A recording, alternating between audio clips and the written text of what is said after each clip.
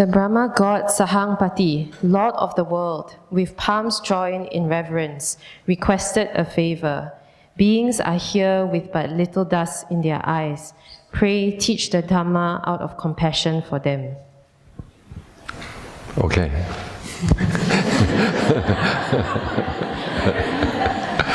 Let's meditate for a bit. Close your eyes and think thoughts of goodwill.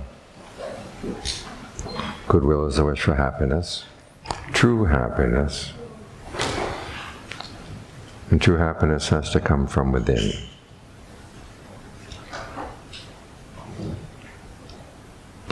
Which is one of the reasons why goodwill is an attitude that you can extend to all beings. Because you have to find your own true happiness from within, other people have to find theirs from within themselves. Your true happiness doesn't take anything away from anyone else. It's too much echo. So when you wish true happiness for yourself, it's not a selfish thought. So hold that thought in mind. May I find true happiness? May I understand the causes for true happiness and be willing and able to act on them.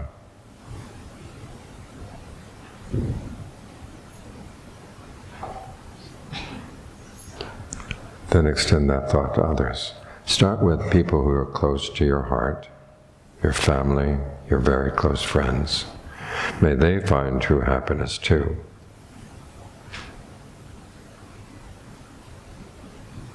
In other words, may they understand the causes for true happiness and be willing and able to act on them.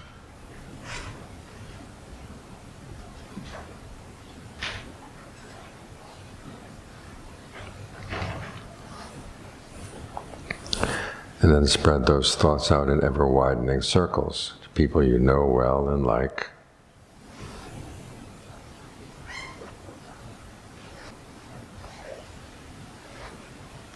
To people you like, even though you don't know them so well.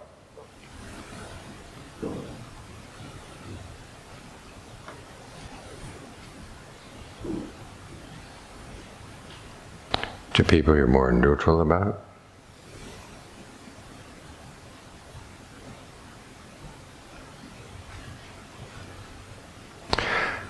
And to people you don't like. Remember, you're not saying, may you be happy doing whatever you're doing. If there are people acting in unskillful ways, you hope that they can see the error of their ways and be willing to change.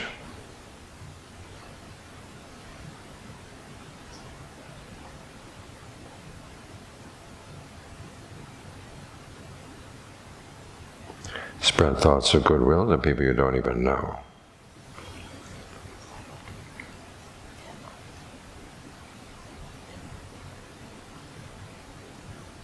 And not just people, living beings of all kinds, east, west, north, south, above and below, out to infinity.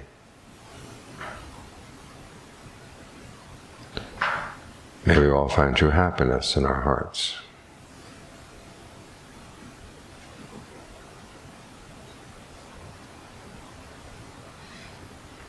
Now bring your attention to the breath. Take a couple of good, long, deep in and out breaths. Notice where you feel the breathing in the body, because that's what we're talking about when we mean breath. Not just so much the air coming in and out through the nose, but the movement of energy through the body that allows the air to come in and go out. Where do you feel that most clearly?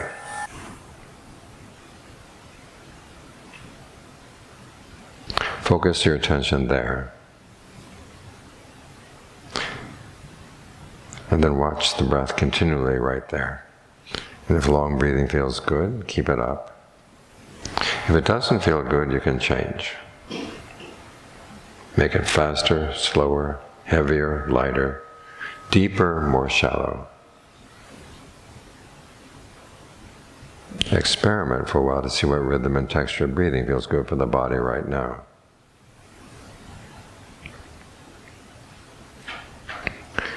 If your mind wanders off, just drop whatever thought that is, and you'll be back at the breath. If that happens 10 times, 100 times, just keep coming back 10 times, 100 times. Each time you come back, reward yourself with a way of breathing that feels really good, really gratifying. Because the purpose of concentration is to give the mind a place where it likes to stay. And all the elements in the body, the breath is the most easily changed.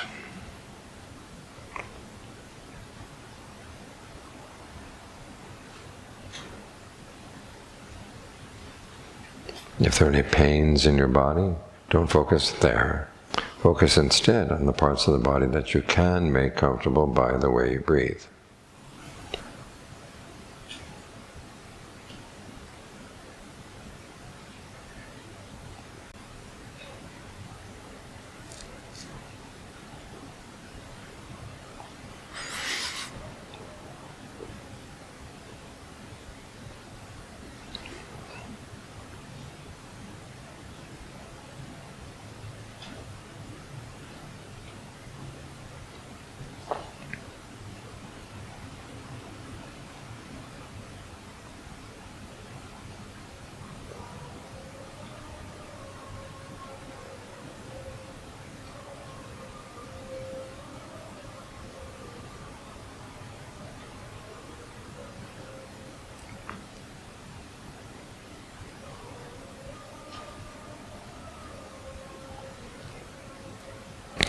Now, as the breath gets comfortable, there is a tendency sometimes to forget about the breath and focus on the sense of comfort.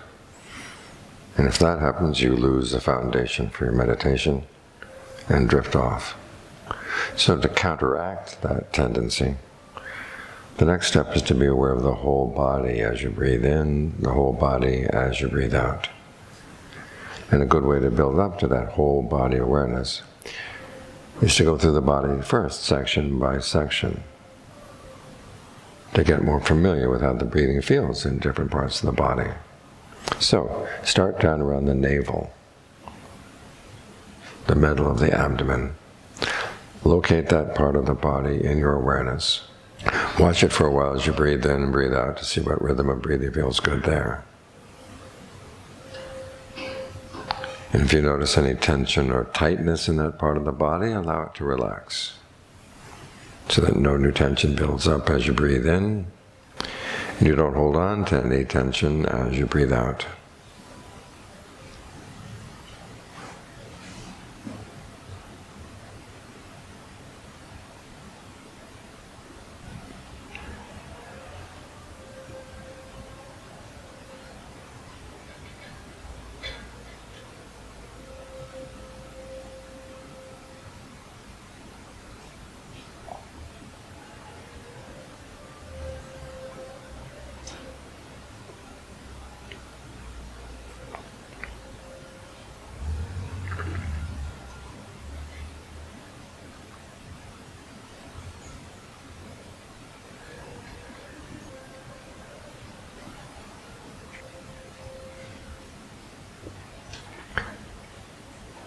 Now move your attention up to the middle of the chest and follow the same 3 steps there. 1, locate that part of the body in your awareness. 2, watch it for a while as you breathe in, breathe out to see what rhythm of breathing feels good there. And 3, if there's any sense of tension or tightness in that part of the body, allow it to relax.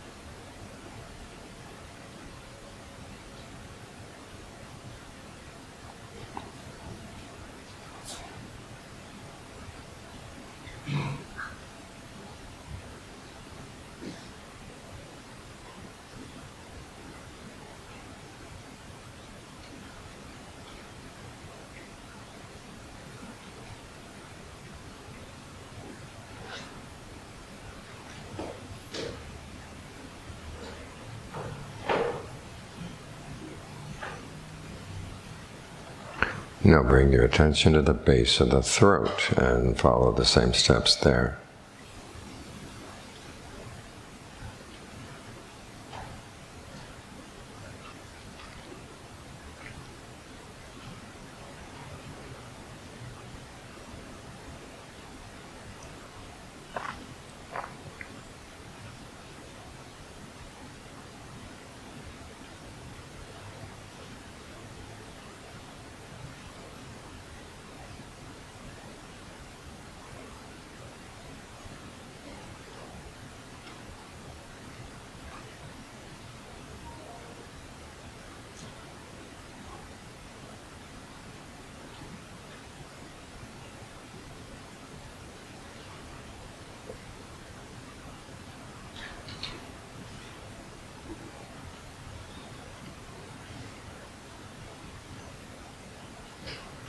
And now come to the middle of the head.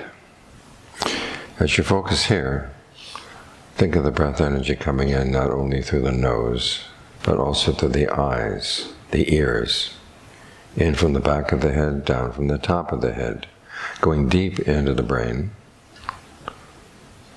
And as you breathe out, think of it radiating out from the head in all directions, working through any patterns of tension you may feel around the eyes, the jaws, the forehead, the back of the neck, and letting those patterns of tension dissolve away.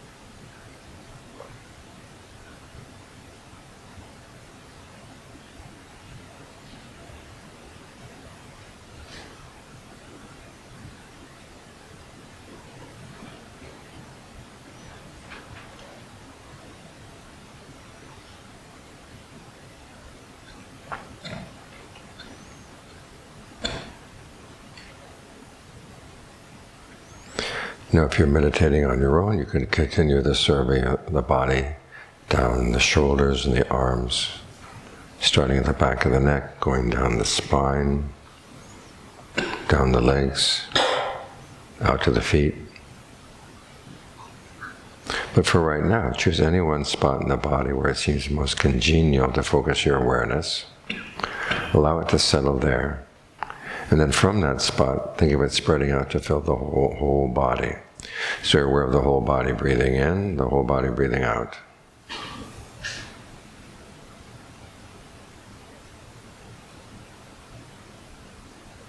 Allow the breath to find whatever rhythm feels comfortable.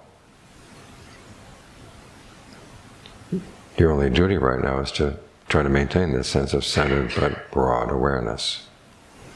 It may have a tendency to shrink, especially on the out-breath.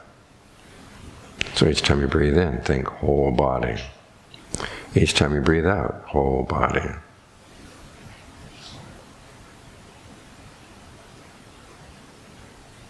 This centered but broad awareness is healing for the body, healing for the mind. And forms a good foundation for insights to arise. But for the time being, don't worry about the insights.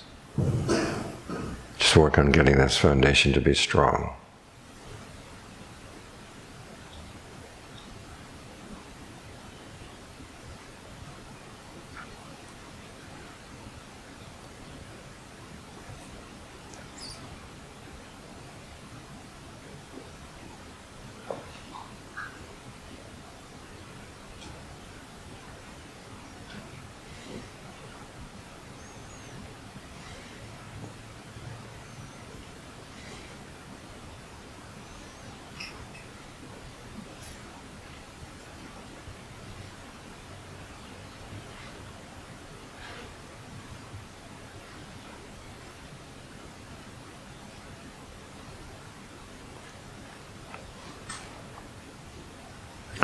I invite you to continue meditating as I give the talk.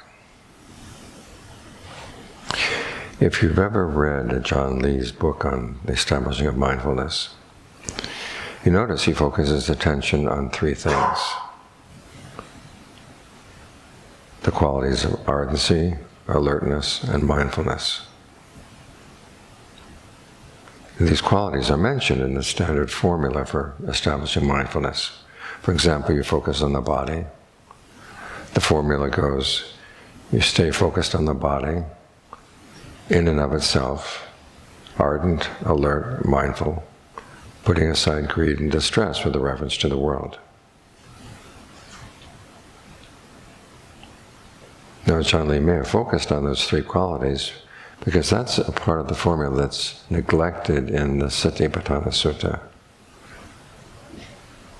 Satipatthana Sutta is a very long sutta on the topic of mindfulness. It starts out by quoting the full formula, being focused on the body in and of itself, feelings in and of themselves, mind, mental qualities in and of themselves, ardent, alert, and mindful, putting aside greed and distress with reference to the world. But then it asks questions only about one tiny part of that formula. What does it mean to keep focused on one of these things? It doesn't explain ardency, it doesn't explain alertness, doesn't explain mindfulness, doesn't explain putting aside greed and distress with reference to the world. So it gives only a partial account of mindfulness practice. The problem is that sutta is so long that people assume this must be a total account of mindfulness. And when they read it that way, they come to the conclusion the Buddha is just telling you, be aware of things as they come and go. Don't do anything, just note that they're coming, note that they're going. But that's missing a large part of the formula. And when that part of the formula is missing, the commentary comes up with some ideas. It says that of those qualities, the quality that I translate as alertness, samajjhana, actually means clear comprehension. It argues that this can't mean being aware of things as they happen. As it says, even a jackal knows that it's howling when it howls. A baby knows that it's sucking at its mother's breath when it's doing that. In other words, it's getting kind of snide. But when you look at the way the Buddha explains mindfulness, in other parts of the canon as well, you realize something's missing in this sutta. And John Lee is trying to fill it in. So he defines samajjhana as it's actually defined in the canon. You're aware of doing something while you're doing it. And ardency doesn't just mean trying to be very mindful. It means if something skillful comes up in the mind, you try to maintain it. If it's not there, you try to give rise to it. If something unskillful comes up, if it's not there yet, you try to prevent it. If it has come, then you try to get rid of it. In other words, ardency is right effort. The other place where John Lee's instructions differ from the commentary is that of those three qualities, he identifies that the wisdom lies in the ardency. The commentary says, clear comprehension means seeing things in terms of the three characteristics: inconsistency, stress, not self. And when something arises, you recognize that it's there, and then you just let it go. Whereas for John Lee, the wisdom lies in the ardency. In other words, when something arises, you don't just let it go. You try to see, is this something that actually should be developed? Is this something that should be abandoned? And I think he's right. As the Buddha himself says, the measure of your discernment, the measure of your wisdom, lies in four types of actions. There are things that you like to do that give good results. Things you don't like to do that give bad results. Those two, basically no-brainers. You like to do it, it gives good results, you do it. You don't like to do it, it gives bad results, you don't do it. The real measure of your discernment, though, lies in things that you like to do but give bad results. and things you don't like to do that give good results. And the measure of your discernment is your ability to talk yourself out of doing the things that you would like to do but will give bad results. And talk yourself to want to do the things that you don't like to do but will give good results. In other words, you look at the results rather than at your likes and dislikes.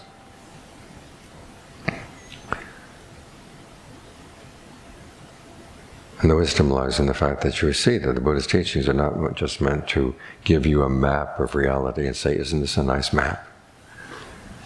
He's giving you instructions on what to do in order to put an end to suffering.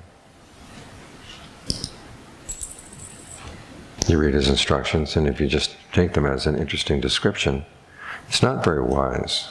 The wise approach is to realize the Buddha is saying, these are things that you can do. As he said, if people could not develop skillful qualities, he wouldn't have taught it. If they couldn't abandon unskillful qualities, he wouldn't have taught it. And if abandoning unskillful qualities and developing skillful ones wasn't leading to your true happiness, he wouldn't have taught that either. So we have to remember, he's teaching us for the sake of true happiness. There are things we have to do. We have to take responsibility for doing the path. Sometimes you hear it said that if you think you're doing the path, it's wrong view. But the Buddha never said that. He talks about the wisdom of taking yourself as your own mainstay. You have to depend on yourself. No one else can do the path for you.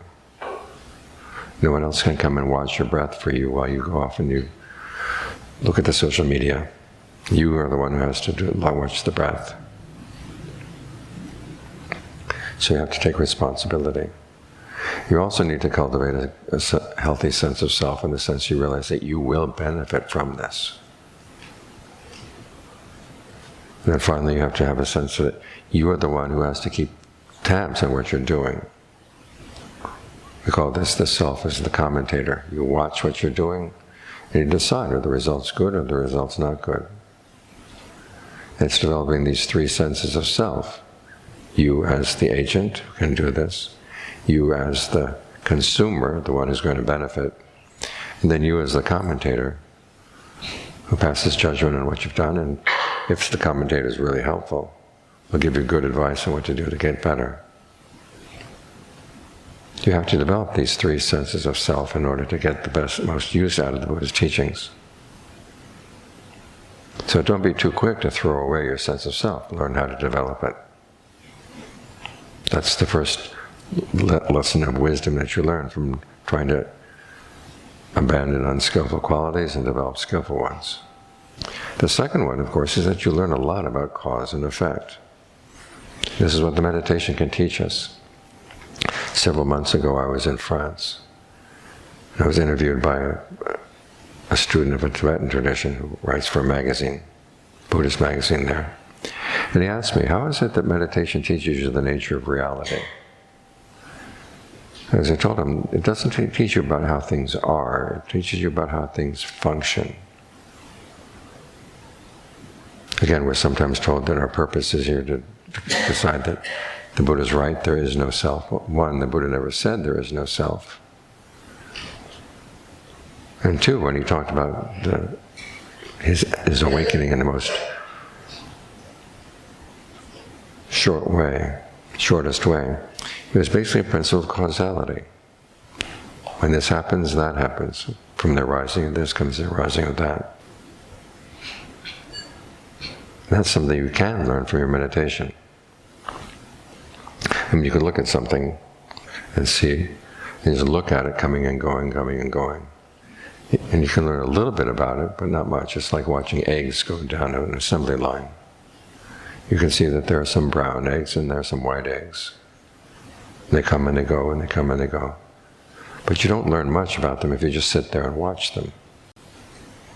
You take the eggs and you make food out of them. Try boiled eggs, steamed eggs, omelets, souffles. And when you work with them, when you experiment with them, that's when you learn. You learn that when you do this, you get that result. You do that, you get this result. That's something you can learn and watch on your own. And this is why the Buddha said that the Dharma is nourished by commitment and reflection. You do it, and then you look at the results. And if the results aren't good, you ask yourself, well, what did I do wrong? What can I change? And that's how the Dhamma is nourished.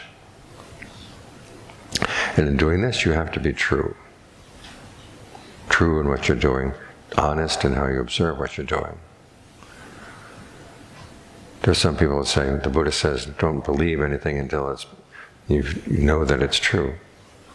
Well, how are you going to know that it's true until you give it a try? So you have to give the Buddha at least enough belief that you say, this is worthwhile, this is going to be a good working hypothesis to follow. See what happens. So you have to commit yourself. If you're going to learn the Dhamma at all, you have to be true, as Ajahn Lee used to say. You have to be true in order to learn the truth. This is the truth, things as they can be. We're not here just to watch things as they are.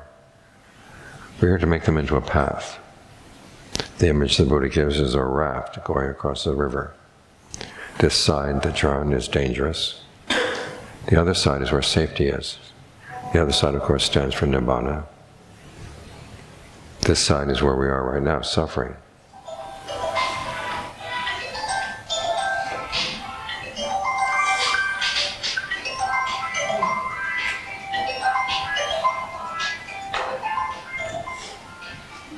Why is it that the oldest people have the coolest ringtones?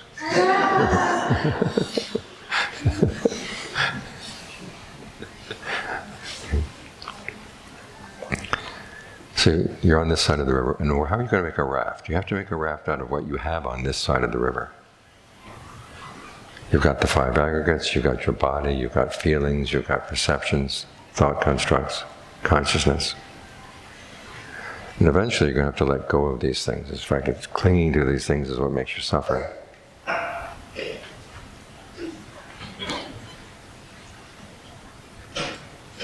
But before you let go, you've got to get across the river. So make these things into a raft. These are the things you make into a path. Like you're doing concentration right now. You've got the form of the body sitting here. You're trying to give rise to a feeling of pleasure. You've got your perceptions, the images you hold in mind of how the breath goes through the body. You've got thought constructs, asking yourself what kind of breathing feels good and experimenting with different kinds. And finally, consciousness, which is aware of all these things. These are the 5 aggregates. You're sitting with them right now. You're using them right now to make a path. In fact, that's the best way to get to know them, is to put them to good use. So this is a second way in which ardency is the wisdom faculty. It teaches you how to do things in order, and then check the results. So you're not just watching things as they are on their own. You're trying to figure out what can be done with them. And as the Buddha says, you can make them into a path, and they can take you beyond themselves. They can take you to safety. That's the wisest use of his teachings. Another way in which ardency helps develop your discernment, or ardency is wise, is that you're going to be following the middle path. You have to figure out how much is just right. You can't figure out how much is just right until you actually try it yourself.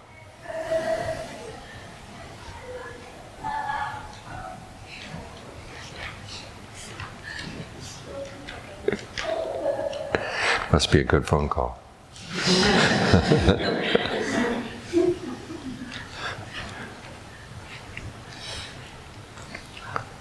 And so when we're following the middle path, we're following this, we find out how much, when you're concentrating, how much pressure is too much, how much pressure is too little. And it's something you can't learn by being taught in a classroom. You have to try it yourself. All aspects of the path, what the Buddha calls having a knowledge of the right amount, comes down to, again, you have to try things out, look at the results, and then make adjustments as appropriate. And this is how you become wise. It's not the case that the Buddha is expecting you to be wise beforehand, or that you're going to get wise simply listening to his teachings. You listen to his teachings and you put them into practice. And you figure out this is how much is just right in the practice. This is how much is in the middle way. Otherwise, you get the idea that, well, don't try too hard. How hard is too hard? Ajahn Mahabhu has a nice statement. He says that for most of us, the middle way is in the middle of the pillow. And you find out that what is just right is going to vary from case to case. Because there's some cases, as the Buddha said, where this particular cause of suffering you're facing right now requires a lot of effort. Other cases don't require much effort at all. You just look at them, and it's as if they wither away. It's as if they're embarrassed. In other words, these are states of mind that part of you know is unskillful, but you're not paying attention. If you pay attention to them, you realize this is really stupid, and just immediately let it go. Other states in the mind that are causing suffering, you look at them and they stare right back. They're not going to go anywhere easily. This is where you have to do what the Buddha calls exertive fabrication. We'll be talking more about this tomorrow night, but it basically comes down to the three fabrications that create your sense of the present moment, which are the way you breathe, the way you talk to yourself, and the perceptions and feelings you focus on. And you have to change these things. For example, when there's anger, how are you breathing? Breathe in a different way that doesn't aggravate the anger. Because all too often the way we breathe when we're angry makes us feel so tense and tight inside that we feel we have to get it out of our system. This is why we end up saying and doing stupid things, just to get that feeling of tension out of the body. Well, there are other ways you can breathe that can calm it down. How are you talking to yourself? Are you talking to yourself about how horrible this person is? Remind yourself that the person may have some good traits, and maybe you're wrong about being angry. You have to step back and look more carefully. And finally, there are perceptions and feelings. The feelings that you're focusing on that are aggravating the anger. The perceptions you have that are aggravating the anger. If someone is really bad, you may perceive them as a monster.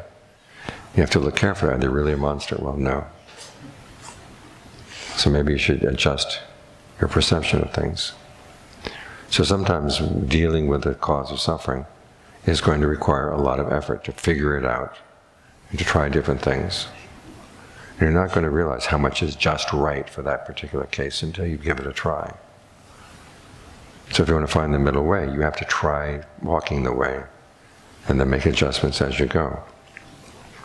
Another thing you learn through effort is strategy. And we're told, okay, the Buddha says everything is not self, and so people just give up. They try to let go of any sense of self, they try to let go of any sense of who they are. And sometimes it goes so extremely that, as I said, there are some people who say that you shouldn't feel that you are doing the path. Well, if you're not doing the path, who's doing the path? It's not going to do itself. It's not a mushroom that suddenly grows in the forest. It's something that has to be cultivated. You've got to do the cultivation. So you've got to learn how to use, as I said, this skillful sense of self as a strategy. You get to the other side of the river, you can let it go. But in the meantime, you're going to have to use this. Now, you're not going to know this until you actually try. So you have to think strategically. Also, there's some times where the Buddha says, you try to develop a skillful mental quality and it's not going to work. In that case, he says, you try to use something unskillful that is less unskillful than the problem you got. One of my favorite examples is someone has made you really angry. And the idea of spreading goodwill to that person just is impossible. And even spreading goodwill to yourself, at that moment you say, I don't care. And this is where the Buddha says, you stop and think. If you're angry, you probably will do something stupid. If you do something stupid, that will please your enemy. Do you want to please your enemy? Or to put it in very plain English, do you want to please that bastard? And the answer is no. Okay, so out of spite, you can control your anger. Now, spite is not a skillful quality, but relative to the anger, it's going to help you keep the anger in check. So this is how you learn how to think strategically. Better to be spiteful than to say something stupid out of anger. Better to be skillful out of spite than unskillful through the anger. So putting the teachings into practice teaches you the wisdom of strategy.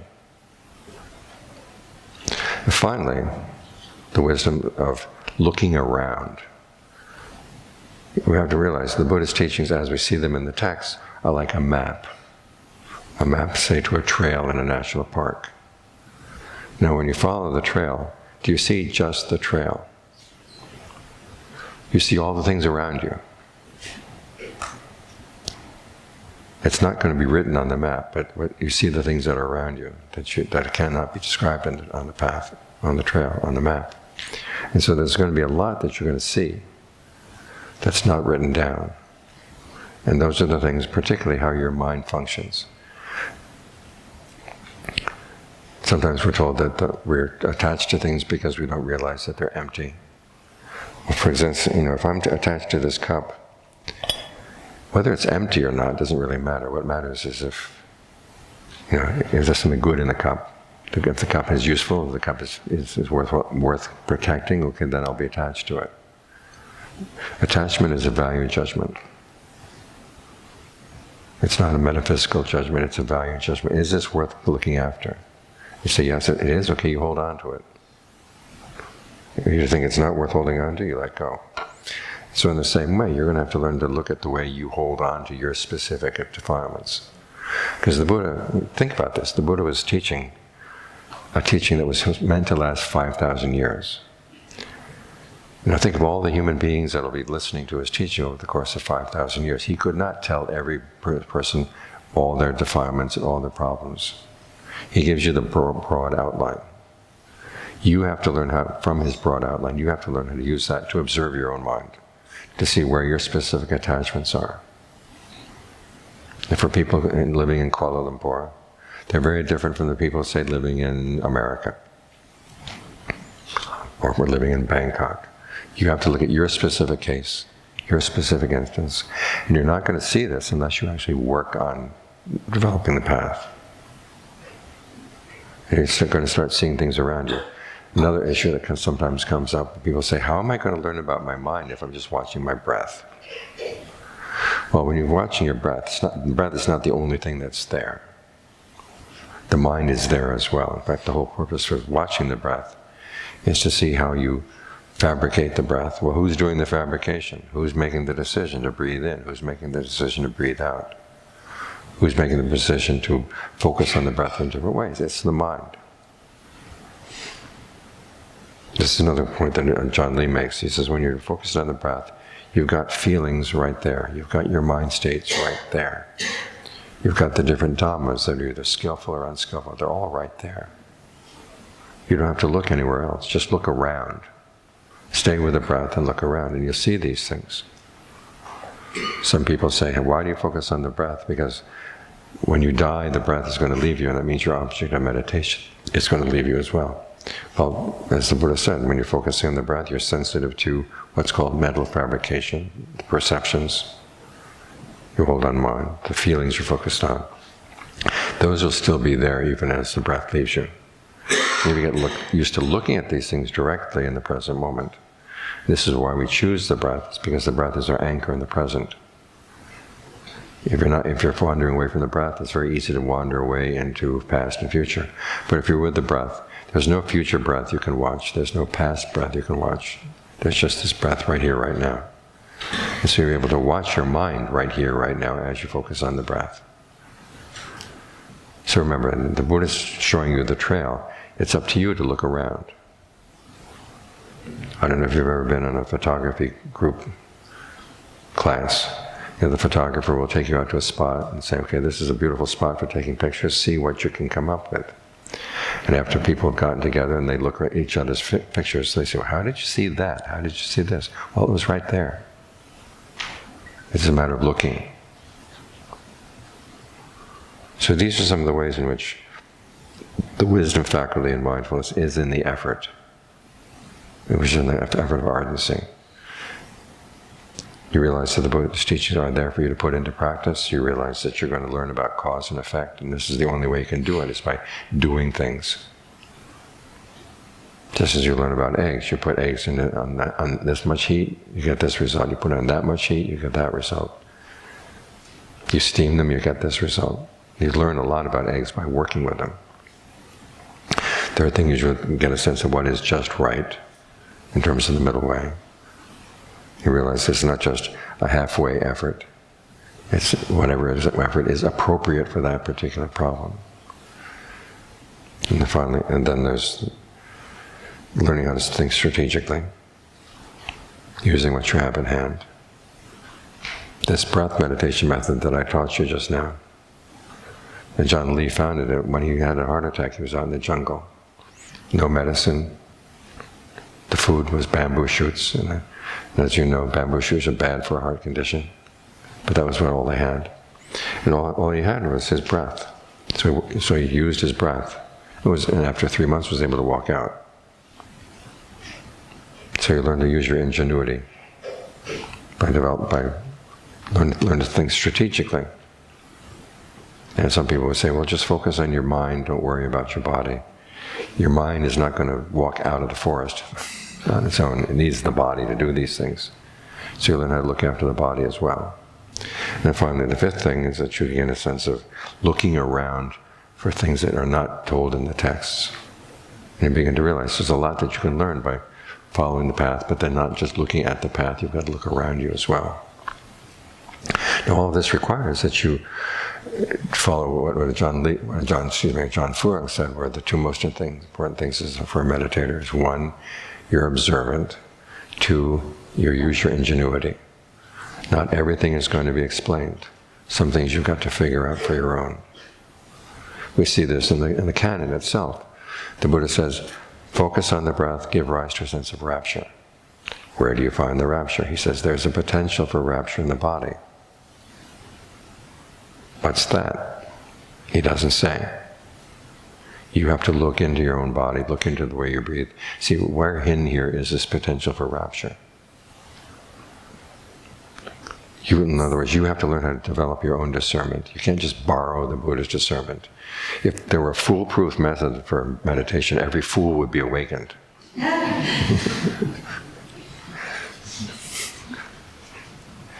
So you got to learn how to be smarter than you are. But it is possible. I mean, you learn by looking at what you're doing and saying, okay, this is not good enough. There must be some other way. This is where the ingenuity comes in. Try this, try that. And this is why the Buddha said when he was looking for a student, he wanted someone who was honest and observant. You're true to yourself, you're true to the path, and then you observe what you've done and figure out, okay, if this is not good enough, what could be better? That's where wisdom lies. It doesn't lie in memorizing all the different names for all the different mind states you could possibly have. It lies in seeing, okay, where am I attached? Where am I clinging? Why am I clinging? What can I do to let go? And what things do I have to cling to in the meantime before I let go of other things? An image that I like to use in the forest tradition is the practice like a ladder. You hold on to one rung, and before you let go of this rung, you have to hold on to a higher rung. Then you can let go and reach higher and climb, climb, climb up. Finally get to the roof, then you're safe. So you go from one attachment to another. So don't just say, well, I'll just let go, and you fall down.